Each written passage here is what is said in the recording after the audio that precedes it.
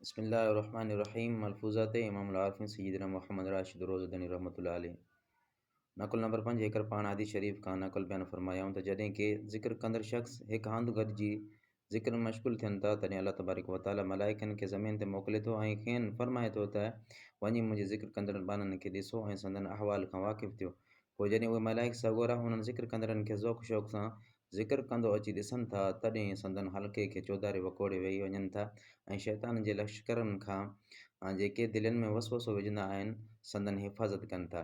पोइ जॾहिं ज़िक्र खां वांदा थियनि था, तॾहिं अल्लाह तबारक व तआला जी बारगाह में अची संदनि ज़िक्र शुग़ुल ऐं ज़ौक़ शौक़ जो अहवाल अर्ज़ु रखनि था। अल्लाह तबारक व तआला फ़रमाए थो त उन्हनि बाननि जिन अहिड़े ज़ौक़ शौक़ सां ज़िक्र पिए कयो, छा उन्हनि मूंखे ॾिठो आहे? यानी अल्लाह तबारक व तआला मलाइकनि खां इहो फ़रमाईंदो, मूंखे ॾिठो बि आहे या बिना दीदार हासिल थियण जे अहिड़ो ज़ौक़ शौक़ अथनि। मलाइका